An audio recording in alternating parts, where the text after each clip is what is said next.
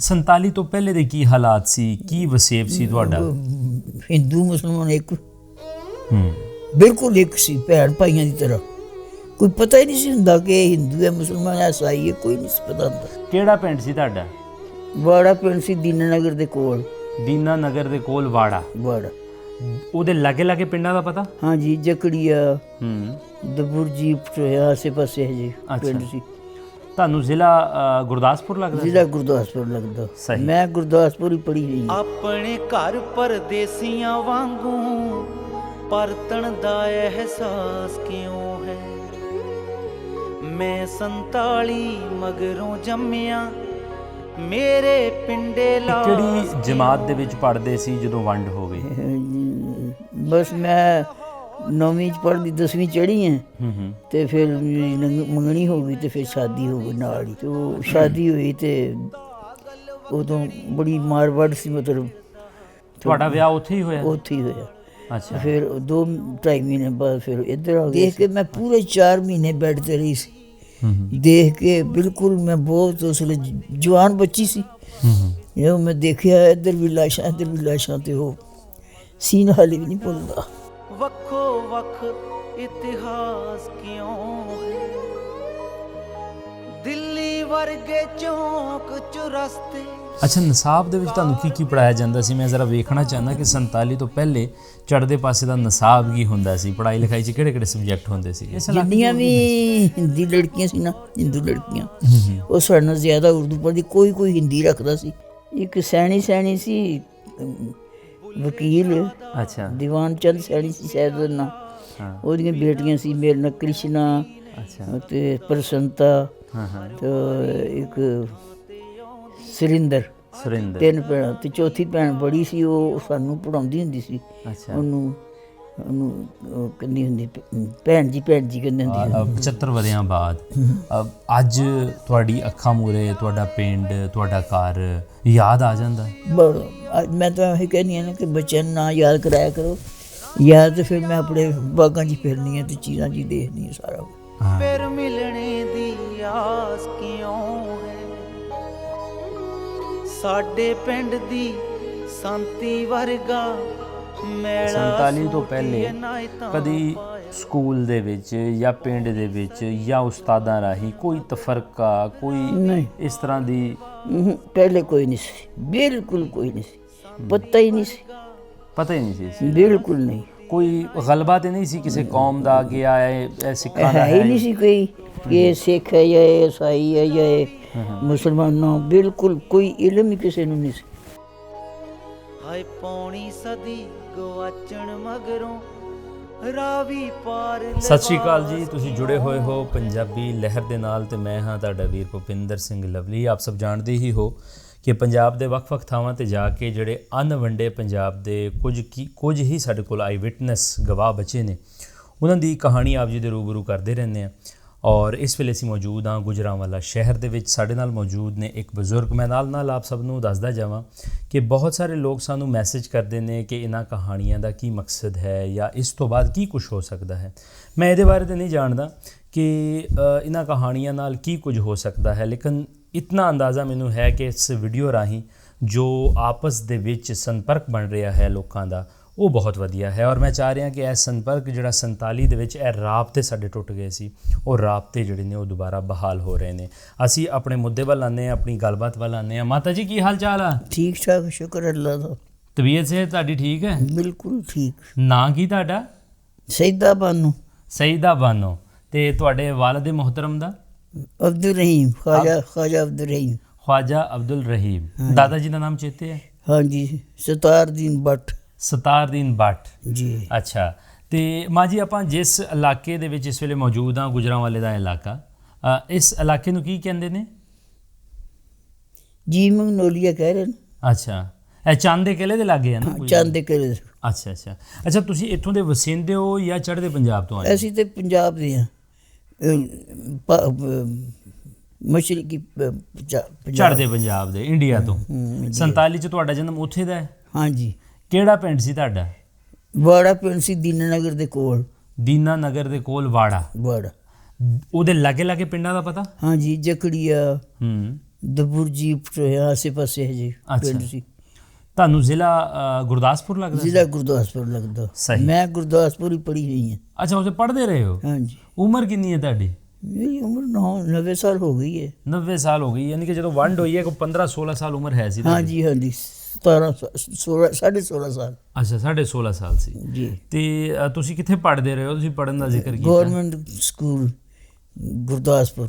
Government high school Gurdaspur, ਜਿਹੜਾ ਕਿ ਬਾਜ਼ਾਰ ਦੇ ਨਾਲ ਹੀ ਲੱਗਦਾ ਸੀ। ਤੇ ਅੱਛਾ। ਸਾਹਮਣੇ ਲੜਕਿਆਂ ਦਾ ਸੀ ਗਵਰਨਮੈਂਟ ਹਾਈ ਸਕੂਲ ਲੜਕਿਆਂ ਦਾ, ਤੇ ਦਰਮਿਆਨ ਚ ਸੜਕ ਸੀ ਜਰਨੈਲੀ ਹੀ ਸੜਕ, ਸਹੀ, ਪਿਸ਼ਾਵਰ ਤੋਂ ਜਾਣ ਵਾਲੀ। ਹਾਂਜੀ, ਇਹ ਜੀਟੀ ਰੋਡ ਦੇ ਉੱਪਰ ਹੀ ਸੀ। ਜੀਟੀ ਰੋਡ ਤੇ। ਤੁਸੀਂ ਕਿਹੜੀ ਜਮਾਤ ਦੇ ਵਿੱਚ ਪੜ੍ਹਦੇ ਸੀ ਜਦੋਂ ਵੰਡ ਹੋ ਗਈ?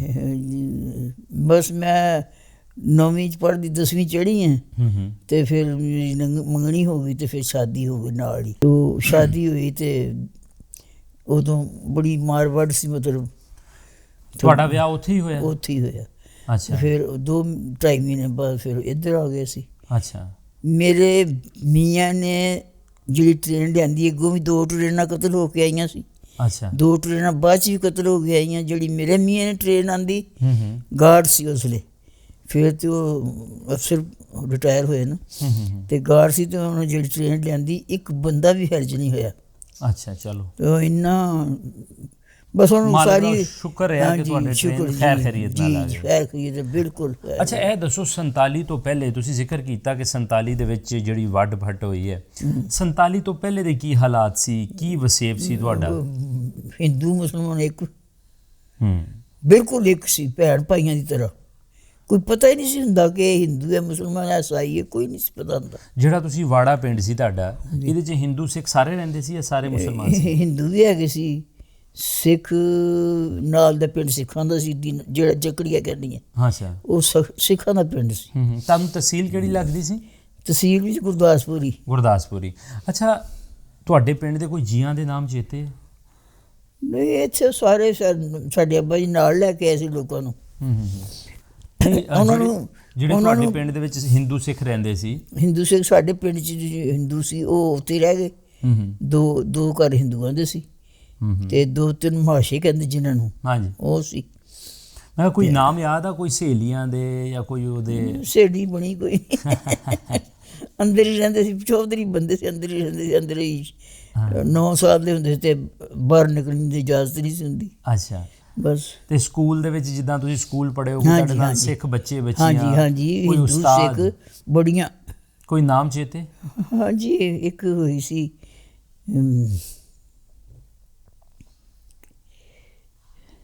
ਕੋਈ ਉਸਤਾਦ ਮੁਹੱਤਰਮ? ਹਾਂਜੀ, ਨਹੀਂ ਸਾਰਿਆਂ ਦੀ ਯਾਦ ਆ ਮੈਨੂੰ। ਅੱਛਾ। ਇੱਕ ਸੈਣੀ ਸੀ ਵਕੀਲ। ਅੱਛਾ। ਦੀਵਾਨ ਚੰਦ ਸੈਣੀ ਸੀ ਸ਼ਾਇਦ ਉਹਦਾ ਨਾਂ। ਉਹਦੀਆਂ ਬੇਟੀਆਂ ਸੀ ਮੇਰੇ ਨਾਲ, ਕ੍ਰਿਸ਼ਨਾ ਤੇ ਪ੍ਰਸੰਤਾ ਤੇ ਇੱਕ ਸੁਰਿੰਦਰ। 3 ਭੈਣਾਂ ਤੇ ਚੌਥੀ ਭੈਣ ਬੜੀ ਸੀ, ਉਹ ਸਾਨੂੰ ਪੜ੍ਹਾਉਂਦੀ ਹੁੰਦੀ ਸੀ।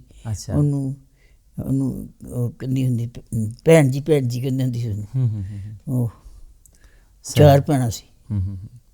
ਤੇ ਕੋਈ ਸਕੂਲ ਦੇ ਉਸਤਾਦ ਦਾ ਨਾਮ ਜਾਂ ਕੋਈ? ਹਾਂਜੀ, ਸਾਰੇ ਕੋਈ ਸਾਡੀ ਮਿਸ ਲਾਹੀ ਬਖਸ਼ ਹੁੰਦੀ ਸੀ। ਅੱਛਾ। ਉਹ ਚਲ ਗਈ, ਫਿਰ ਮਿਸ ਅਹਿਮਦ ਜਾਨ ਆ ਗਈ, ਫਿਰ ਉਹ ਇਸ ਤਰ੍ਹਾਂ 2-3 ਦੇਖੀਆਂ। ਅੱਛਾ, ਨਿਸਾਬ ਦੇ ਵਿੱਚ ਤੁਹਾਨੂੰ ਕੀ ਪੜ੍ਹਾਇਆ ਜਾਂਦਾ ਸੀ? ਮੈਂ ਜ਼ਰਾ ਵੇਖਣਾ ਚਾਹੁੰਦਾ ਕਿ 47 ਤੋਂ ਪਹਿਲੇ ਚੜ੍ਹਦੇ ਪਾਸੇ ਦਾ ਨਿਸਾਬ ਕੀ ਹੁੰਦਾ ਸੀ? ਪੜ੍ਹਾਈ ਲਿਖਾਈ 'ਚ ਕਿਹੜੇ ਸਬਜੈਕਟ ਹੁੰਦੇ ਸੀਗੇ? ਉਰਦੂ, ਇੰਗਲਿਸ਼ ਥੋੜ੍ਹੀ ਹੁੰਦੀ ਸੀ, ਮੈਥ, ਬਸ ਇਹੀ ਕੁਛ। ਅੱਛਾ। ਤੇ ਹਿੰਦੂ ਜ਼ਿਆਦਾ ਉਰਦੂ ਹੀ ਪੜ੍ਹਦੇ ਸੀ। ਹਾਂਜੀ। ਜਿੰਨੀਆਂ ਵੀ ਹਿੰਦੀ ਲੜਕੀਆਂ ਸੀ ਨਾ, ਹਿੰਦੂ ਲੜਕੀਆਂ, ਉਹ ਸਾਡੇ ਨਾਲ ਜ਼ਿਆਦਾ ਉਰਦੂ ਪੜ੍ਹਦੀ। ਕੋਈ ਹਿੰਦੀ ਰੱਖਦਾ ਸੀ, ਨਹੀਂ ਤੇ ਉਰਦੂ ਪੜ੍ਹਦੀਆਂ ਸੀ।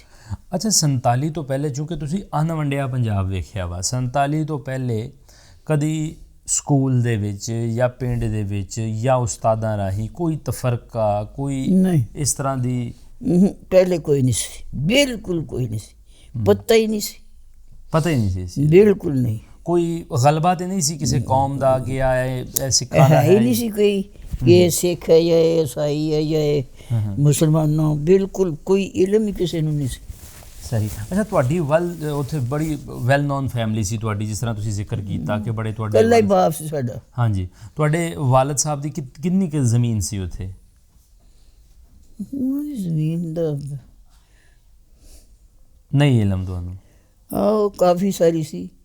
ਸਾਡੇ ਹਿੱਸੇ ਵੀ ਕੋਈ 14.5 ਕਨਾਲ ਆ ਗਈ ਸੀ, ਮਤਲਬ ਇਹ ਰਾਣ ਕੇ। ਅੱਛਾ। ਅਸੀਂ ਤਿੰਨਾਂ ਬੀਵੀ ਦੀ ਔਲਾਦ, ਇੱਕ ਬੀਵੀ ਫਿਰ 2 ਬੱਚੇ ਤੇ ਫੌਤ ਹੋ ਗਈ, ਦੂਸਰੀ ਦੀ ਸਾਡੇ ਬਾਪ ਦੀ ਫੌਤ ਹੋ ਗਈ, ਅੱਛਾ। ਤੀਸਰੀ ਸਾਡੀ ਅੰਮੀ ਮਤਲਬ ਸੀ। ਤੁਹਾਡੇ ਵਾਲਦ ਸਾਹਿਬ ਨੇ 3 ਹਾਂਜੀ, ਸ਼ਾਦੀਆਂ ਕਰਾਈਆਂ? ਤੀਸਰੀ ਸਾਡੀ ਅੰਮੀ ਸੀ। ਅੱਛਾ ਅੱਛਾ। ਉਹ ਫੌਤ ਹੁੰਦੀਆਂ ਗਈਆਂ ਨਾ, ਹਾਂ ਹਾਂ। ਤੇ ਦਾਦੀ ਕਰਦੀ ਗਈ ਸ਼ਾਦੀ। ਵੀ ਕੋਈ 10 ਘਰਾਂ 'ਚ ਮੇਰਾ ਬਾਪ ਇਕੱਲਾ ਸੀ, ਅੱਛਾ। ਹੈ ਹੀ ਕੋਈ ਨਹੀਂ। ਚਾਚੇ ਤਾਏ ਫੁੱਫੀਆਂ ਮਾਸੀਆਂ ਮਾਮੇ, ਕੋਈ ਬੱਚਾ ਹੀ ਕੋਈ। ਬੜੀ ਜਾਇਦਾਦ ਦੇ ਮਾਲਕ ਤੱਦੇ ਤੇ ਸੀ, ਅੱਛਾ। ਬਹੁਤ ਜਾਇਦਾਦ ਦੇ ਮਾਲਕ ਸੀ। ਸਹੀ ਸਹੀ। ਬਸ ਫਿਰ ਉਹਨਾਂ ਨੇ ਕਲੇਮ ਹੀ ਨਹੀਂ ਕੀਤਾ ਇੱਧਰ ਆਣ ਕੇ, ਕਹਿੰਦੇ ਅਸੀਂ ਵਾਪਸ ਚਲ ਜਾਣਾ। ਵਾਪਸ ਚਲ ਜਾਣਾ?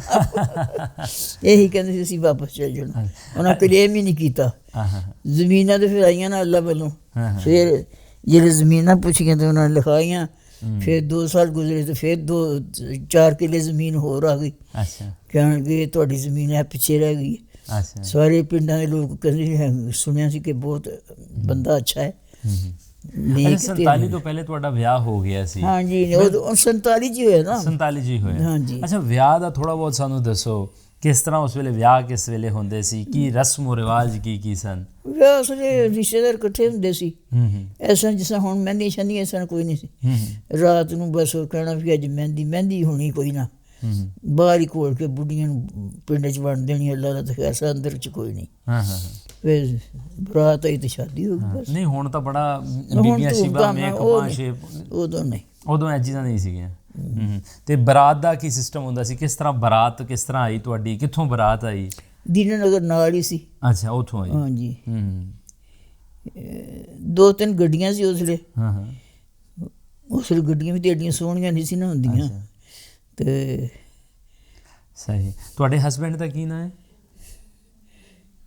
ਮੁਹੰਮਦ ਅਨਵਰ ਰਾਠੌਰ। ਮੁਹੰਮਦ ਅਨਵਰ ਰਾਠੌਰ ਸਾਹਿਬ ਦੀ ਅਰੇਂਜ ਮੈਰਿਜ ਸੀ ਕਿ ਲਵ ਮੈਰਿਜ ਸੀ? ਨਹੀਂ, 16.5 ਸਾਲ ਲਵ ਕੇ ਚੱਲਦੇ।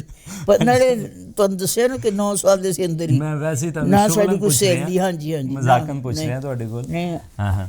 ਅੱਛਾ, ਤੇ ਤੁਸੀਂ ਤੁਹਾਡਾ ਬਿਲਕੁਲ ਨਵਾਂ ਵਿਆਹ ਸੀ ਉਸ ਵੇਲੇ, 2-3 ਮਹੀਨੇ ਹੋਏ ਸੀ? ਹਾਂਜੀ, ਅਸੀਂ ਹਿੰਦੂ ਸਿੱਖ ਮੁਸਲਮਾਨ ਸਾਰੇ ਉੱਥੇ ਸੀ ਨਾ। ਪਠਾਨਕੋਟ ਸੀ ਉਸ ਵੇਲੇ ਮੇਰਾ ਮੀਆਂ ਗਾਰਡ, ਗੱਡੀਆਂ ਦੇ ਗਾਰਡ ਨਹੀਂ ਹੁੰਦੇ, ਉਹ ਸੀ। ਤੇ ਉਹ ਸਾਰਿਆਂ ਨੇ ਏਕਾ ਕਰ ਲਿਆ ਕਿ ਅਗਰ ਹਿੰਦੁਸਤਾਨ ਜਿਹੜੇ 3 ਦਿਨ ਦਾ ਹੋ ਗਿਆ ਨਾ ਕਿ ਪਰਸੋਂ ਐਲਾਨ ਹੋਏਗਾ ਪਾਕਿਸਤਾਨ 'ਚ ਹੈ, ਗੁਰਦਾਸਪੁਰ ਕੋਈ ਇੰਡੀਆ 'ਚ ਹੈ।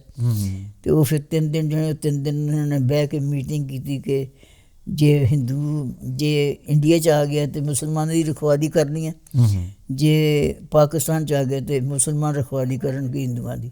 ਅੱਛਾ। ਪਰ ਉਸ ਵੇਲੇ ਹੋਇਆ।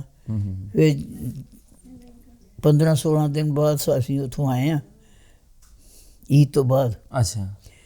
ਰੋਜ਼ਿਆਂ 'ਚ ਐਲਾਨ ਹੋਇਆ ਸੀ 27ਵੀਂ। ਫਿਰ ਰੋਜ਼ੇ ਤੋਂ ਬਾਅਦ, ਈਦ ਤੋਂ ਬਾਅਦ ਫਿਰ ਅਸੀਂ ਆਏ 15-16 ਦਿਨ ਬਾਅਦ। ਅੱਛਾ। ਤੇ ਉਹਨਾਂ ਨੇ ਆਪੇ ਫਿਰ ਕੁਆਟਰਾਂ ਦੇ ਕੋਲ ਹੀ ਜਿਹੜੇ ਹੈਗੇ ਸੀ ਨਾ ਸ਼ੈਡ ਬਣਿਆ ਦਾ, ਕੀ ਉਹਨਾਂ ਕੋਲ ਸ਼ੈਡ ਕਹਿੰਦੇ ਨੇ, ਕੈਂਪ ਸ਼ੈਡ ਰੇਲਵੇ ਦਾ। ਅੱਛਾ, ਰੇਲਵੇ ਦਾ ਸ਼ੈਡ। ਤੇ ਉੱਥੇ ਲਿਆ ਕੇ ਗੱਡੀ 'ਤੇ ਫਿਰ ਸਾਰਾ ਸਮਾਨ ਉਹਨਾਂ ਰੱਖਿਆ। ਸਮਾਨ ਵੀ ਸਾਡਾ ਰੱਖਿਆ ਥੋੜ੍ਹਾ ਜਿਹਾ, ਬਰਤਨ ਸ਼ਰਤਨ। ਬੈਂਸ ਸੀ ਮੇਰੀ ਜਹੇਜ਼ 'ਚ। ਉਹਨਾਂ ਆਖਿਆ ਬੈਂਸ ਕਰਾਂਗੇ, ਨਹੀਂ ਯਾਰ ਕੁਛ ਨਹੀਂ ਰਹਿਣ ਦੀ ਤੁਸੀਂ, ਬਸ ਉਹ ਜੋ ਕੁਛ ਲਿਆ ਕੇ ਆਏ। ਲਾਹੌਰ ਸੀ ਸਸਰਾਲ ਵਾਲੇ, ਉਹਨਾਂ ਕੋਲ ਸਾਰਾ ਜਹੇਜ਼। ਅੱਛਾ। ਤੇ ਬਸ ਫਿਰ ਆ ਗਏ। ਸਹੀ। ਫਿਰ ਸਾਡੀ ਗੱਡੀ ਸਹੀ ਸਲਾਮਤ ਆਈ, ਸ਼ੁਕਰ ਅੱਲਾ। ਤੁਸੀਂ ਟ੍ਰੇਨ ਦੇ ਉੱਪਰ ਆਏ ਹੋ? ਹਾਂਜੀ, ਟ੍ਰੇਨ ਤੇ। ਸਹੀ। ਵੈਸੇ ਜੇ 47 ਲੇਕਿਨ ਬੜਾ ਦੇਖ ਕੇ ਮੈਂ ਪੂਰੇ 4 ਮਹੀਨੇ ਬੈੱਡ 'ਤੇ ਰਹੀ ਸੀ। ਦੇਖ ਕੇ ਬਿਲਕੁਲ ਮੈਂ ਬਹੁਤ ਉਸ ਵੇਲੇ ਜਵਾਨ ਬੱਚੀ ਸੀ। ਇਹ ਮੈਂ ਦੇਖਿਆ ਇੱਧਰ ਵੀ ਲਾਸ਼ਾਂ, ਇੱਧਰ ਵੀ ਲਾਸ਼ਾਂ, ਤੇ ਉਹ ਸੀਨਾ ਹਾਲੇ ਵੀ ਨਹੀਂ ਭੁੱਲਦਾ। ਵੈਸੇ 47 ਦੇ ਵਿੱਚ ਉਹ ਆਪਣੇ ਘਰ-ਬਾਰ ਜਿਹੜੇ ਤੁਹਾਡੇ ਵਾਲਦ ਸਾਹਿਬ ਨੇ, ਤੁਹਾਡੇ ਪਿਤਾ ਜੀ ਨੇ ਬੜੇ ਹੀ ਸ਼ੌਕ ਨਾਲ ਬਣਾਏ ਹੋਣੇ, ਜਾਂ ਜਿਸ ਤਰ੍ਹਾਂ ਤੁਹਾਡਾ ਜਿੱਥੇ ਵਿਆਹ ਹੋਇਆ ਸੀ, ਜ਼ਾਹਰ ਨਵਾਂ ਵਿਆਹ ਸੀ, 2 ਮਹੀਨੇ ਬੜੀ ਬੰਦੇ ਨੂੰ ਹੁੰਦਾ ਹੈ ਅੱਜ ਕੱਲ੍ਹ ਦੇ ਦੌਰ ਦੇ। ਸਰਕਾਰੀ ਕੁਆਟਰ ਸੀ ਨਾ ਇਹਨਾਂ ਦਾ। ਤੇ ਉਹ ਬੜੇ ਹੀ ਰੀਝ ਨਾਲ ਉਹ ਜਿਹੜੀਆਂ ਚੀਜ਼ਾਂ ਬਣਾਈਆਂ ਸਨ ਉਹ ਛੱਡਣੀਆਂ ਪਈਆਂ। ਉਹ ਕਿੱਡਾ ਕੁ ਔਖਾ ਕੰਮ ਸੀ ਛੱਡਣਾ? ਬਸ ਕੋਈ ਔਖਾ ਨਹੀਂ, ਜਾਨਾਂ ਬਚ ਗਈਆਂ ਨਾ। ਉਹ ਜਿਹੜੇ ਦੇਖਿਆ ਵੀ ਗੱਡੀਆਂ ਵੱਡੀਆਂ ਟੁੱਟੀਆਂ ਆਈਆਂ ਨਾ, ਜਾਨਾਂ ਬਚ ਗਈਆਂ, ਉਸ 'ਚ ਹੀ ਗਨੀਮਤ। ਸਾਡੇ ਤੇ ਸਾਰੇ ਕਹਿੰਦੇ ਸ਼ੁਕਰ ਹੈ ਯਾ ਅੱਲਾ ਪਹੁੰਚ ਗਏ। ਸਾਡੀ ਸੱਸ ਨੇ ਵੀ 2-3 ਜੋੜੇ ਛੁਪਾ ਕੇ ਰੱਖੇ ਦੇ ਸੀ ਹਿੰਦੂਆਂ ਦੇ, ਅੱਛਾ ਉਹ ਵੀ ਉਹਨਾਂ ਨੇ ਗੱਡੀ 'ਤੇ ਚੜਾਈ ਪਈ, ਇਹਨਾਂ ਨੂੰ ਕੁਛ ਹੋਵੇ ਨਾ। ਅੱਛਾ ਰੱਬ ਨੇ ਫਿਰ ਸਾਨੂੰ ਵੀ ਭੇਜਤਾ, ਕਹਿੰਦੀ ਮੈਂ ਲੋਕਾਂ ਦੇ ਛੁਪਾਏ ਨੂੰ ਮੈਨੂੰ ਵੀ ਰੱਬ ਭੇਜ ਦੇ। ਅਸੀਂ ਵੀ ਫਿਰ ਆ ਗਏ ਸਹੀ ਸਲਾਮਤ। ਵੈਸੇ ਹੁਣ 47 ਵਰਿਆਂ ਬਾਅਦ 75 ਵਰਿਆਂ ਬਾਅਦ ਅੱਜ ਤੁਹਾਡੀ ਅੱਖਾਂ ਮੂਹਰੇ ਤੁਹਾਡਾ ਪਿੰਡ, ਤੁਹਾਡਾ ਘਰ ਯਾਦ ਆ ਜਾਂਦਾ? ਮੈਂ ਤਾਂ ਇਹ ਕਹਿੰਦੀ ਹਾਂ ਨਾ ਕਿ ਬੱਚਿਆਂ ਨੂੰ ਨਾ ਯਾਦ ਕਰਾਇਆ ਕਰੋ, ਯਾਦ ਤਾਂ ਫਿਰ ਮੈਂ ਆਪਣੇ ਬਾਗਾਂ 'ਚ ਫਿਰਨੀ ਹੈ ਅਤੇ ਚੀਜ਼ਾਂ 'ਚ ਦੇਖਣੀ ਹੈ ਸਾਰਾ ਕੁਝ। ਹਾਂ ਮੈਂ ਤੁਹਾਨੂੰ ਦੱਸਿਆ ਨਾ, ਬਾਪ ਜ਼ਰਾ ਪਤਾ ਅਮੀਰ ਸੀ ਬੰਦਾ, ਪਿੰਡ ਦਾ ਮਾਲਕ ਸੀ। ਅੱਛਾ ਅਤੇ ਅੱਲਾਹ ਤਾਲਾ ਨੇ ਦਿਆਨਤਦਾਰ ਵੀ ਬੜਾ ਰੱਖਿਆ ਸੀ ਉਹਨਾਂ ਨੂੰ, ਅਤੇ ਖੂਬਸੂਰਤ ਵੀ ਬਹੁਤ ਸੀ। ਵੈਸੇ ਸਫੈਦ 6 ਫੁੱਟ ਇੰਚ, 6 ਫੁੱਟ ਕੱਦ, ਬਿੱਲੀਆਂ ਅੱਖਾਂ, ਸਫੇਦ ਸੁਰਖ। ਰਾਹ ਜਾਂਦੇ ਵੀ ਲੋਕ ਦੇਖਦੇ ਸੀ ਕਿ ਇੰਨਾ ਅੱਛਾ ਬੰਦਾ ਹੈ, ਲੇਕਿਨ ਆਦਤਾਂ ਵੀ ਅੱਛੀਆਂ ਸੀ। ਅੱਗੋਂ ਮੇਰੀ ਔਲਾਦ ਵੀ ਅੱਲਾ ਨੇ ਨੇਕ ਹੀ ਦਿੱਤੀ ਹੈ ਸੱਚੀ ਜਿਹੜੀ। ਕਿਰਦਾਰ ਬੜੀ ਚੀਜ਼ ਹੈ ਜੀ, ਇਹ ਖੂਨ ਦੇ ਵਿੱਚ ਕਿਰਦਾਰ ਤੋਂ ਅੱਗੇ ਜਿਹੜਾ ਹੈ। ਮੈਂ ਤੁਹਾਡੀ ਬੇਟੀ ਨਾਲ ਗੱਲ ਕੀਤੀ ਹੈ, ਔਰ ਪਿਛਲੇ ਦਿਨਾਂ ਦੇ ਵਿੱਚ ਇੱਕ ਜਿਹੜੇ ਬਜ਼ੁਰਗ ਸਨ ਉਹਨਾਂ ਦੀ ਜੋ ਉਹਨਾਂ ਨੇ ਹੈਲਪ ਕੀਤੀ, ਉਸ ਤੋਂ ਹੀ ਪਤਾ ਲੱਗ ਜਾਂਦਾ ਹੈ। ਵਾਲਦੈਨ ਦਾ ਪਤਾ ਜਿਹੜਾ ਹੈ ਨਾ, ਉਹ ਬੱਚਿਆਂ ਦੇ ਕੰਮਾਂ ਤੋਂ ਪਤਾ ਲੱਗ ਜਾਂਦਾ। ਅੱਛਾ ਹੁਣ ਵੈਸੇ ਮੈਂ ਅੱਜ ਦਾ ਦਿਨ ਪੁੱਛਣ ਦਿਆਂ, ਵੈਸੇ ਉਮਰ ਤਾਂ ਬਹੁਤ ਹੋ ਗਈ ਹੈ, ਦਿਲ ਕਰਦਾ ਆਪਣਾ ਘਰ-ਬਾਰ ਵੇਖਣ ਨੂੰ ਕਿ ਯਾਰ ਮੈਂ ਜਾਵਾਂ ਗੁਜਰ? ਨਹੀਂ, ਪਹਿਲੇ ਦਿਲ ਕਰਦਾ ਸੀ, ਹੁਣ ਚੱਲਿਆ ਹੀ ਨਹੀਂ ਜਾਂਦਾ। ਮੈਨੂੰ ਚੱਲਣ ਦੀ ਬਿਮਾਰੀ ਹੈ, ਹੋਰ ਕੋਈ ਨਹੀਂ। ਚਲੋ ਚੱਲਣ ਦੀ ਬਿਮਾਰੀ ਹੁਣ ਮੈਂ ਕਦੇ ਕਦੇ ਜਾਵਾਂ, ਇਹਨਾਂ ਵੱਡਾ ਬੇਟਾ ਉਹਦਾ ਰੋਜ਼ ਅਸੀਂ ਫੋਨ ਵੀ ਹੈ, ਘੰਟੀ ਵੀ, ਹਰ ਕਿਸਮ ਦੀ ਸਹੂਲਤ ਮੇਰੀ ਰੱਖੀ ਦੀ ਬੱਚਿਆਂ ਨੇ ਕਿ ਸਾਡੀ ਅੰਮੀ ਨੂੰ ਤਕਲੀਫ ਕੋਈ ਨਾ ਹੋਏ। ਲੇਕਿਨ ਤੁਹਾਡਾ ਬੇਟਾ ਤੇ ਹੁਣ ਵੀ ਚਾਹ ਰਿਹਾ ਹੈ ਕਿ ਤੁਸੀਂ ਆਪਣਾ ਜਾਓ, ਆਪਣਾ ਪਿੰਡ ਵੇਖੋ। ਆਹੋ ਕਹਿੰਦੇ ਨੇ ਸਾਰੇ, ਅੰਮੀ ਅਸੀਂ ਦੇਖੀ ਜਾ ਕੇ ਨਾਨੇ ਦਾ ਘਰ। ਮੈਂ ਕਿਹਾ ਉਹ ਹੁਣ ਪਤਾ ਨਹੀਂ ਹੈ। ਬੇਟੀ ਮੇਰੀ ਨੇ ਇੱਕ ਦਫਾ ਕੋਈ 7-8 ਸਾਲ ਹੋ ਗਏ ਨਾ, ਫੋਨ ਕੀਤਾ ਸੀ, ਉਹਨੂੰ ਜਿਹੜੇ ਕੈਮਰਾ ਲਾਇਆ ਉਹ ਆਪਣੇ ਕੀਤਾ ਮੋਬਾਈਲ 'ਤੇ ਟਿਕ ਕਰਕੇ ਹੋਇਆ। ਮੈਂ ਕਿਹਾ ਤੇ ਇੰਝ ਲੱਗਾ ਜਿਵੇਂ ਮੇਰੇ ਧੁਰ ਕੋਠੇ 'ਤੇ ਲੱਗੀ ਚਾ ਕੇ। ਕਹਿੰਦੀ ਅੱਛਾ ਅੰਮੀ ਇਸ ਤਰ੍ਹਾਂ ਹੀ ਹੋਣਾ ਫਿਰ। ਅਤੇ ਉਹਨਾਂ ਨੇ ਫਿਰ ਕਿਹਾ ਕਿ ਇਹ ਇਲਾਕਾ ਜਿਹੜਾ ਨਾ ਤਬਦੀਲ ਨਹੀਂ ਕੀਤਾ ਗਿਆ, ਨਾ ਇੱਥੇ ਗੱਡੀਆਂ ਰੇਲਾਂ ਚਲਾਈਆਂ ਗਈਆਂ ਨੇ, ਇਸ ਵਾਸਤੇ ਕਿ ਸਰਸਬਜ਼ ਬੜਾ। 3 ਫਸਲਾਂ ਦਿੰਦਾ ਸੀ ਸਾਡਾ ਪਿੰਡ ਜਿਹੜਾ ਸੀ। ਅੱਛਾ 3 ਫਸਲਾਂ। ਇੱਕ ਉਹਨਾਂ ਨੇ ਵੱਢਣੀ, ਜਿਹੜੇ ਕਣਕ ਵੱਢਣੀ ਅਤੇ ਫਿਰ ਮਕਈ ਲਾ ਦੇਣੀ, ਉਹ 60 ਮਕਈ ਉਹਨੂੰ ਕਹਿੰਦੇ, ਉਹ ਫਿਰ ਵੱਢਣੀ ਅਤੇ ਬਾਸਮਤੀ ਉੱਥੋਂ ਦੀ ਮਸ਼ਹੂਰ ਸੀ। ਵੈਸੇ ਚਾਵਲ ਨੇ ਚੋੜਨੇ ਤੇ ਨਾਲੀਆਂ 'ਚ ਖੁਸ਼ਬੂ ਹੁੰਦੀ ਸੀ। ਅੱਛਾ ਤੁਹਾਡੀ ਵੀਡੀਓ ਜਿਹੜੀ ਅਸੀਂ ਬਣਾ ਰਹੇ ਹਾਂ, ਇਹ ਅਸੀਂ ਤੁਹਾਡੇ ਪਿੰਡ ਪਹੁੰਚਾ ਦੇਣੀ ਹੈ, ਲੇਕਿਨ ਇਹਦੇ ਵਿੱਚ ਤੁਸੀਂ ਹੁਣ 2 ਗੱਲਾਂ ਦੱਸ ਦਿਓ ਸਾਨੂੰ। ਇੱਕ ਤਾਂ ਤੁਹਾਡਾ ਘਰ ਪਿੰਡ 'ਚ ਕਿੱਥੇ ਕਰਕੇ ਸੀਗਾ, ਔਰ ਦੂਸਰਾ ਪਿੰਡ ਵਾਲਿਆਂ ਨੂੰ ਅਗਰ ਕੋਈ ਸੁਨੇਹਾ ਤੁਸੀਂ ਦੇਣਾ ਚਾਹੁੰਦੇ ਹੋ ਤਾਂ। ਤੇ ਪਿੰਡ 'ਚ ਹੈ ਹੀ ਕੋਈ ਨਹੀਂ ਸਾਡਾ। ਕੋਈ ਗੱਲ ਨਹੀਂ, ਪਿੰਡ ਤੇ ਤੁਹਾਡਾ ਹੈ ਨਾ। ਸਾਡੇ ਪਿੰਡ ਦਾ ਕੋਈ ਬੰਦਾ ਹੀ ਨਹੀਂ ਉੱਥੇ। ਤੁਹਾਡੇ ਪਿੰਡ ਤੱਕ ਮੈਂ ਤੁਹਾਡੀ ਵੀਡੀਓ ਪਹੁੰਚਾ ਦੇਣੀ ਹੈ। ਹਾਂਜੀ ਪਹੁੰਚਾ ਦਿਓ, ਹੋਰ ਲੇਕਿਨ ਸਾਡਾ ਵਾਕਫ ਕਰ ਤੇ ਕੋਈ ਨਹੀਂ। ਨਾਲ ਦੇ ਬੁਰਜੀ ਉੱਥੇ ਹੈ ਸੀ, ਉਹ ਵੱਡੇ ਸੀ। ਉਹ ਸਾਡੇ ਅੱਬਾ ਜੀ ਦਾ ਇੱਕ ਮੁਨਸ਼ੀ ਸੀ ਹਿੰਦੂ, ਅਤੇ ਉਹਦਾ ਬੇਟਾ ਸੀ ਸ਼ੇਖੂਪੁਰੇ। ਅੱਛਾ ਸ਼ੇਖੂਪੁਰਾ ਲੱਗਾ ਹੋਇਆ ਸੀ ਆਪਣੇ ਇਹ 'ਚ। ਚਲੋ ਕੋਈ ਨਹੀਂ, ਤੁਸੀਂ ਉਹਨੂੰ ਫਿਰ ਸਾਡਾ ਮਕਾਨ ਕਰ, ਮੈਂ ਤੁਹਾਡੇ ਮਕਾਨ 'ਚ, ਤੁਸੀਂ ਮੇਰੇ 'ਚ ਆ ਜਾਓ। ਸਾਡੇ ਅੱਬਾ ਜੀ ਗਏ ਉੱਥੇ 2 ਦਿਨ ਰਹਿ ਕੇ ਤੇ ਆ ਕੇ ਕਹਿਣਗੇ ਨਹੀਂ ਮੇਰਾ ਨਹੀਂ ਦਿਲ ਲੱਗਣਾ ਇੱਥੇ। ਅੱਛਾ ਅਤੇ ਸਾਡੇ ਅੱਬਾ ਜੀ ਨੂੰ ਨਾ 4 ਬੰਦੇ ਪੁਲਿਸ ਦੇ ਗੋਰਖੇ ਮਿਲ ਗਏ ਸੀ। ਅੱਛਾ 3 ਮਹੀਨੇ ਬਾਅਦ ਉਹ ਆਏ ਸੀ ਉੱਥੋਂ ਪਿੰਡੋਂ। ਅੱਛਾ ਇਹ ਜੀ ਉਹਨਾਂ ਦੀ ਹੈਗੀ ਸੀ, ਮਤਲਬ ਕਿ ਪਰਸਨੈਲਿਟੀ। 4 ਬੰਦੇ ਆਰਮੀ ਦੇ ਮਿਲ ਗਏ ਸੀ। ਉਹ ਫਿਰ 3 ਮਹੀਨੇ ਰਹੇ ਪਿੰਡਾਂ ਦੇ ਪਿੰਡ, ਫਿਰ ਆ ਗਏ। ਅਤੇ ਫਿਰ ਉਹਨਾਂ ਨੇ ਆਖਿਆ ਦਾਣੇ ਚਾਵਲ ਜੋ ਕੁਛ ਸਭ ਖੁੱਲ੍ਹਾ ਖੜ ਦਿਓ, ਖੋਹ ਅਤੇ ਪੀਓ ਅਤੇ ਮੌਜ ਕਰੋ। ਬੱਚੇ ਭੇਜ ਛੜੇ, ਸਾਡੇ ਭੈਣ ਭਰਾ ਛੋਟੇ ਸਾਰੇ ਭੇਜ ਛੜੇ ਲਾਹੌਰ, ਅਤੇ ਆਪ ਉੱਥੇ ਰਹੇ ਦੋਵੇਂ ਜੀ। ਉਹ ਫਿਰ ਪਿੰਡ ਨਾਲ ਆਏ। ਅੱਛਾ ਤੁਹਾਡਾ ਘਰ ਜਿਵੇਂ ਮਸੀਤ ਹੈ ਸੀ ਤੁਹਾਡੇ ਪਿੰਡ? ਹਾਂਜੀ, ਨਾਲ ਖੂਹ ਸੀ, ਸੜਕ ਦੇ ਉੱਤੇ ਖੂਹ ਸੀ। ਅੱਛਾ ਕੱਚੀ ਸੜਕ ਸੀ। ਅੱਛਾ ਸੜਕ ਦੇ ਉੱਤੇ ਖੂਹ, ਅਤੇ ਖੂਹ ਦੇ ਨਾਲ ਮਸਜਿਦ ਦੇ ਨਾਲ ਹੀ ਸਾਡੇ ਸ਼ੁਰੂ ਹੋ ਜਾਂਦੇ ਸੀ। ਫਿਰ ਬਾਗ ਸ਼ਾਗ ਸਾਰਾ ਕੁਛ ਅੱਗੇ ਵੱਡਾ ਸਾਰਾ ਮੈਦਾਨ ਸੀ ਘਰ ਦੇ ਅੱਗੇ, ਅਤੇ ਬਾਹਰ ਨਿਕਲਣਾ ਅਤੇ ਬਾਗ ਸੀ।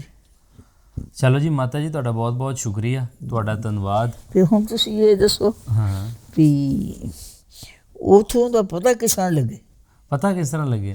ਮੈਂ ਤੁਹਾਨੂੰ ਤਾਂ ਤੇ ਕਹਿ ਰਿਹਾ ਕਿ ਕੋਈ ਸੁਨੇਹਾ, ਕੋਈ ਕੋਈ ਗੱਲਬਾਤ। ਹੈ ਹੀ ਨਹੀਂ ਨਾ।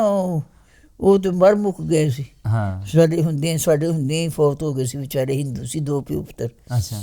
ਸੇਵਾ ਤੇ ਉਹਦਾ ਨਾਂ ਖਰੇ ਕੀ ਨਾਨਕੂ ਕੁਛ ਇਹ ਜਿਹਾ ਨਾਂ ਸੀ। ਸੇਵਾ, ਠੀਕ ਹੈ। ਉਹ ਚਲੋ ਫੌਤ ਸੇਵਾ ਹੋ ਦਾ ਗਏ ਨਾਮ ਸੀ। ਤੁਹਾਨੂੰ ਨਹੀਂ, ਯਾਦ। ਉਹ ਫੌਤ ਹੋ ਗਏ ਸੀ। ਹਾਂ। ਪੁੱਤਰ ਸੇਵਾ ਸੀ, ਅੱਛਾ ਜਵਾਨ ਫੌਤ ਹੋਇਆ ਸੀ ਵਿਚਾਰਾ। ਅੱਛਾ। ਤੇ ਕੋਈ, ਮੈਂ ਤੁਹਾਨੂੰ ਤਾਂ ਪੁੱਛ ਰਿਹਾ ਕਿ ਤੁਹਾਡੇ ਪਿੰਡ ਆਪਾਂ ਤੋੜ ਵੀਡੀਓ ਪਹੁੰਚਾ ਦੇਣੀ ਹੈ। ਕੋਈ ਸੁਨੇਹਾ, ਕੋਈ ਗੱਲਬਾਤ, ਕੋਈ ਵੀ ਤੁਸੀਂ ਪੁੱਛਣਾ, ਤੁਹਾਡੇ ਦਿਲ 'ਚ ਕੋਈ ਜੁਸਤਜੂ, ਕੋਈ ਤਾਂਗ, ਕੋਈ ਵਾਕਫ ਹੋਏ ਤੇ ਸਾਨੂੰ ਰਾਬਤਾ ਕਰਨ। ਰਾਬਤਾ ਕਰਨ। ਅੱਛਾ, ਚਲੋ ਜੀ, ਜ਼ਰੂਰ ਤੁਹਾਡੇ ਨਾਲ ਰਾਬਤਾ ਹੋਏਗਾ। ਲਓ ਜੀ, ਇਹ ਉਹ ਗੱਲਾਂ ਬਾਤਾਂ ਨੇ 47 ਤੋਂ ਪਹਿਲੇ ਦੀਆਂ ਔਰ 47 ਵਿੱਚ ਵੰਡੇ ਹੋਏ ਪੰਜਾਬ ਦੀਆਂ ਗੱਲਾਂ ਬਾਤਾਂ। ਹੁਣ ਇੰਨਾ ਪਿਆਰ ਨਹੀਂ ਹੈਗਾ ਆਪਣੇ ਮੁਸਲਮਾਨਾਂ 'ਚ ਜਿੰਨਾ ਪਹਿਲੇ ਹਿੰਦੂਆਂ 'ਚ ਤੇ ਮੁਸਲਮਾਨਾਂ 'ਚ। ਲੇਕਿਨ ਪੜਾਇਆ ਕੁਝ ਹੋਰ ਜਾਂਦਾ ਹੈ, ਦੱਸਿਆ ਕੁਝ ਹੋਰ ਜਾਂਦਾ ਹੈ। ਉਹ ਹਿੰਦੂਆਂ ਦੀ ਮਰਜ਼ੀ। ਹਿੰਦੂ ਬਿਲਕੁਲ ਗਲਤ ਲਿਖ ਛੱਡਦੇ ਨੇ। ਅਸੀਂ ਉਹਨਾਂ ਦੇ ਕੁਝ ਪੜ੍ਹਨੇ ਨਾ ਤੇ ਅਸੀਂ ਕਹਿੰਦੇ ਅਸੀਂ ਅੱਖਾਂ ਨਾਲ ਦੇਖੇ ਨਹੀਂ ਹੈ। ਹਾਂ, ਮਤਲਬ ਜੋ ਅਸੀਂ ਅੱਖਾਂ ਨਾਲ ਦੇਖਿਆ ਤੁਸੀਂ ਉਹ ਦੱਸਿਆ। ਹਾਂ ਜੀ। ਲਓ ਜੀ, ਜੋ ਕੁਛ ਬਜ਼ੁਰਗਾਂ ਨੇ ਆਪਣੇ ਪਿੰਡੇ ਤੇ ਹੰਡਾਇਆ, ਜੋ ਵੇਖਿਆ, ਔਰ ਇਹ ਉਸ ਚੀਜ਼ ਦੇ ਗਵਾਹ ਨੇ। ਹੁਣ ਆਪਾਂ ਵੇਖਣਾ ਹੈ ਕਿ ਸਾਨੂੰ ਮੀਡੀਆ ਰਾਹੀਂ ਕੀ ਦੱਸਿਆ ਜਾਂਦਾ ਹੈ, ਕੀ ਪੜ੍ਹਾਇਆ ਜਾਂਦਾ ਹੈ, ਕੀ ਸਮਝਾਇਆ ਜਾਂਦਾ ਹੈ। ਤੇ ਦੇਖਿਆ ਨਾ ਕਈ ਦਫਾ ਦੇਖਣੇ ਕੋਰਸਾਂ 'ਚ ਕਿ ਉਲਟ ਸਿਲਟ ਲਿਖ ਲਿਆ। ਹਾਂ, ਬਿਲਕੁਲ ਹਕੀਕਤ ਗੱਲ ਹੈ। ਸੋ ਕਹਾਣੀਆਂ ਦਾ ਮਕਸਦ, ਇਹਨਾਂ ਕਹਾਣੀਆਂ ਦਾ ਮਕਸਦ ਇਹੀ ਹੈ ਕਿ ਇਹਨਾਂ ਦੀ ਗੱਲਬਾਤ ਇਹਨਾਂ ਦੇ ਪਿੰਡ ਤੱਕ ਪਹੁੰਚਾਈ ਜਾਵੇ। ਜਿਹੜੇ ਉੱਥੇ ਲੋਕ ਬੈਠੇ ਆ ਉਹਨਾਂ ਨੂੰ ਵੀ ਪਤਾ ਲੱਗੇ ਕਿ ਅਸਲ ਵਸਿੰਦੇ, ਅਸਲ ਪਿੰਡ ਨੂੰ ਆਬਾਦ ਕਰਨ ਵਾਲੇ ਕੌਣ ਲੋਕ ਸਨ ਔਰ ਕਿਸ ਤਰ੍ਹਾਂ ਮੁਸ਼ਕਿਲ ਹਾਲਾਤਾਂ ਦੇ ਵਿੱਚ ਸਿਰਫ ਮਜ਼ਹਬ ਦੇ ਕਰਕੇ ਲੋਕਾਂ ਨੂੰ ਆਪਣੇ ਪਿੰਡ, ਆਪਣੇ ਘਰ-ਬਾਰ, ਆਪਣੀ ਜਾਇਦਾਦਾਂ, ਆਪਣੇ ਪੁਰਾਣੇ ਵੱਡਿਆਂ ਦੀਆਂ ਕਬਰਾਂ ਜਿਹੜੀਆਂ ਨੇ ਉਹ ਛੱਡਣੀਆਂ ਪਈਆਂ। ਸੋ ਅੱਜ ਵੀ ਜਿਹੜੀ ਲੋਕਾਂ ਦੀ ਵੰਡ ਹੋਈ ਹੈ ਉਹਦੇ 'ਚ ਸਿਰਫ 1% ਲੋਕ ਜਿਹੜੇ ਨੇ ਉਹ ਬਚੇ ਹੋਏ ਨੇ। ਔਰ 1% ਇਹਨਾਂ ਲੋਕਾਂ ਦੇ ਅਸੀਂ ਤਾਂ ਹੀ ਇੰਟਰਵਿਊ ਕਰਦੇ ਹਾਂ ਕਿ ਇਹ ਲੋਕ ਸਾਨੂੰ ਪੁਰਾਣੀਆਂ ਨਾ ਸਿਰਫ ਗੱਲਾਂ ਬਾਤਾਂ ਦੱਸਣ, ਬਲਕਿ ਇਹਨਾਂ ਦੀ ਬਦੌਲਤ ਅਸੀਂ ਨਵੇਂ ਰਾਹ ਬਣਾ ਸਕੀਏ ਔਰ ਇਹੋ ਜਿਹੇ ਲੋਕ ਆਪਣੇ ਪਿੰਡਾਂ ਤੱਕ ਪਹੁੰਚ ਸਕਣ, ਜਾ ਸਕਣ, ਆਪਣੇ ਪਿੰਡਾਂ ਨੂੰ ਵੇਖ ਸਕਣ। ਔਰ ਆਉਣ ਵਾਲੀ ਜਿਹੜੀ ਸਾਡੀ ਪੀੜ੍ਹੀ ਹੈ ਉਹ ਇਸ ਚੀਜ਼ ਦੇ ਵਿੱਚ ਨਾ ਰਵੇ, ਦੁਸ਼ਮਣੀਆਂ ਦੇ ਵਿੱਚ ਨਾ ਰਵੇ, ਨਫ਼ਰਤਾਂ ਦੇ ਵਿੱਚ ਨਾ ਰਹਿਣ। ਸੋ ਇਸ ਤਰ੍ਹਾਂ ਦੀਆਂ ਕਹਾਣੀਆਂ ਆਪ ਜੀ ਦੇ ਰੂਬਰੂ ਪੇਸ਼ ਕਰਦੇ ਰਵਾਂਗੇ। ਮਾਤਾ ਜੀ ਦੀ, ਮੇਰਾ ਭਾਈ ਇੰਗਲੈਂਡ ਸੀ ਤੇ ਉਹ ਆਇਆ ਸੀ ਇੰਗਲੈਂਡ ਤੋਂ। ਜੀ। ਉਹ ਫਿਰ ਗਿਆ ਦਿੱਲੀ ਫਿਰਨ ਤੋਂ। ਅੱਛਾ। ਉੱਥੋਂ ਆਖਿਆ ਵੀ ਮੈਨੂੰ ਵੀਜ਼ਾ ਦਿਓ ਦੀਨਾਨਗਰ ਦਾ, ਗੁਰਦਾਸਪੁਰ ਦਾ। ਕਹਾਂਗੇ ਉੱਥੋਂ ਦਾ ਨਹੀਂ ਮਿਲਦਾ। ਤੇ ਮੇਰੇ ਅੱਬਾ ਜੀ ਇੰਨੇ ਪੈਸੇ ਵਾਲੇ ਸੀ ਤੇ ਜਿਸਲੇ ਤੁਰੰਤ 850 ਰੁਪਇਆ ਉਹਨਾਂ ਕੋਲ ਸੀ। 850 ਕੱਖ ਵੀ ਨਹੀਂ ਸੀ ਕੋਲ। ਸਭ ਕੁਝ ਛੱਡ ਕੇ ਗਾਈਆਂ, ਮੱਝਾਂ। ਕਹਾਂਗੇ 2 ਕੁੱਠੀਆਂ ਤੁਹਾਡੀ ਝੋਟੀਆਂ ਅੱਜ ਹੀ ਹੋਣੀ ਸੂਈਆਂ, ਦੋਵਾਂ ਨੇ ਕੱਟੀਆਂ ਦਿੱਤੀ। ਕਹਿੰਦੇ ਜੋ ਕੁਛ ਹੁੰਦਾ ਹੋਇਆ। 12-14 ਮੱਝਾਂ ਤੇ 12-14 ਹਾਲੀ। ਬਸ ਬਹੁਤ ਲੰਮਾ ਚੌੜਾ ਸਿਲਸਿਲਾ। ਛੋਟਾ ਨਹੀਂ ਸੀ। 5ਵੀਂ ਤੱਕ ਬੱਚੀਆਂ ਵਾਸਤੇ ਸਕੂਲ ਵੀ ਉਹਨਾਂ ਖਿਲਾਇਆ ਸੀ ਆਪਣਾ। 2 ਸਾਲ ਤਨਖਾਹ ਦਿੰਦੇ ਰਹੇ ਕੋਲੋਂ। ਫਿਰ 2 ਸਾਲ ਤੋਂ ਬਾਅਦ ਉਹ ਸਰਕਾਰੀ ਹੋ ਗਿਆ। ਫਿਰ ਸਰਕਾਰੀ ਤਨਖਾਹ ਆਉਣ ਲੱਗ ਪਈ। ਮਤਲਬ ਉਹ ਇਹ ਜਿਹੇ ਸੀ ਕਿ ਬੱਚੀਆਂ ਨੂੰ ਬਾਹਰ ਨਹੀਂ ਭੇਜਣਾ ਤੇ ਸਕੂਲ ਵੀ ਖਿਲਾਤਾ। ਉਹਨਾਂ ਦੀਆਂ ਇਹ ਗੱਲਾਂ ਜਿਹੜੀਆਂ ਨੇ ਸਾਡੀਆਂ, ਇਹ ਬਿਲਕੁਲ ਸਹੀ ਹੈ। ਵੰਡ ਦੇ ਵਿੱਚ ਹੋਇਆ ਹੀ ਇਸ ਤਰ੍ਹਾਂ। ਜਿਹੜੇ ਖੂਬਸੂਰਤ ਔਰ ਵੱਡੇ ਲੋਕ ਸਨ ਉਹ ਜਿਹੜੇ ਸੀ ਉਹ ਵਿਚਾਰੇ ਜਿਹੜੇ ਲੱਖਾਂ ਦੇ ਸੀ ਉਹ ਕੱਖਾਂ ਦੇ ਰਹਿ ਗਏ। ਔਰ ਜਿਹੜੇ ਚਾਪਲੂਸੀ ਕਰਦੇ ਸੀਗੇ ਉਹ ਅੱਜ ਬੈਠੇ। ਇੱਧਰ ਆਣ ਕੇ ਅਸੀਂ ਉਹ ਦੇਖੇ ਨੇ ਲੋਕ ਜਿਨ੍ਹਾਂ ਦੇ ਕੋਲ ਇੰਚ ਜ਼ਮੀਨ ਸੀ, ਉਹਨਾਂ ਨੇ ਪਿੰਡ ਅਲਾਟ ਕਰਾ ਲਏ।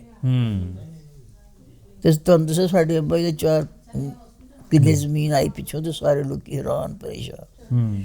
ਤੇ ਮਤਲਬ ਹਰ ਇੱਕ ਦਾ ਕੋਈ ਲਾਲਚ ਦਾ ਭਰਿਆ ਹੁੰਦਾ ਕਿ ਨਹੀਂ। ਲਾਲਚ ਨਹੀਂ ਸੀ ਉਹਨਾਂ ਚ, ਅੱਲਾ ਨੇ ਫਜ਼ਲ ਨੇ ਪਾਇਆ।